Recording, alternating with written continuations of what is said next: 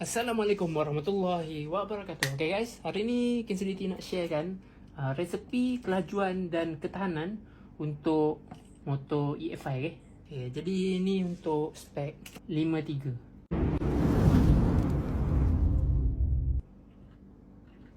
Okay, untuk menjadikan top speed tu dapat lebih daripada biasa, kena pakai barang yang betul lah. Okay. Yang pertama, apa yang barang utama dia? Okay. Yang pertama, belok. Okay. Belok saiz 53mm. Okay, tu yang pertama. Benda penting lah. Okay. Jadi kalau kita tukar blok ni, okay, yang saiz dia besar sikit, dia akan menambah kuasa tadi, pick up dan top speed dia akan bertambah. Okay. Jadi kita nak bertambah dan laju tu, dia lebih laju daripada standard. Jadi apa yang perlu kita pakai? Yang kedua adalah cam. Okay.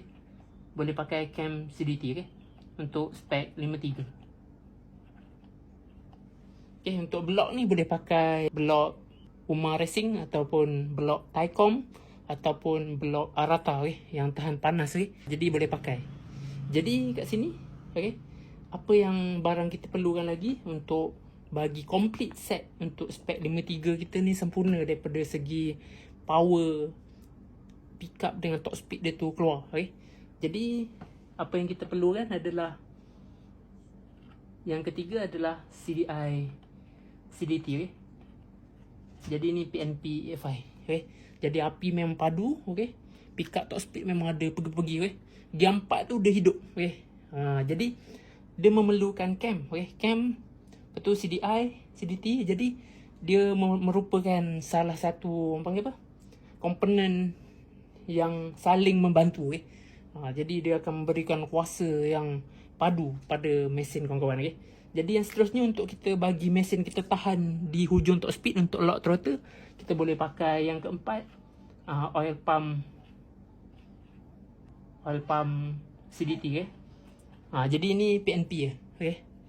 Jadi boleh PNP saja. Jadi untuk spek 53 boleh kekal exhaust standard, tak ada masalah.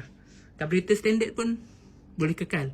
Tu untuk ketahanan, untuk elak pada jam panas, carburetor standard tu, carburetor standard tu tukar main jet je, saiz 85 ataupun 82.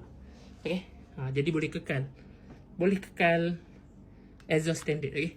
Jadi untuk resepi spek 53 padu ni, boleh try. Jadi ni kita nak memotong, kita rasa confident sikit, kita boleh pakai untuk spek 53 untuk cepat sampai ke destinasi. Jadi dia lebih kuat daripada mesin standard lah kalau kita tukar spek 53. Jadi setakat ini saja resepi Kinseliti untuk hari ni. Berjumpa lagi di video yang akan datang. Jangan lupa salat dan baca Quran. Jika belum subscribe, boleh tekan subscribe, like, komen dan share yang terbaik. Setting motor dengan betul supaya top speed ada pergi-pergi.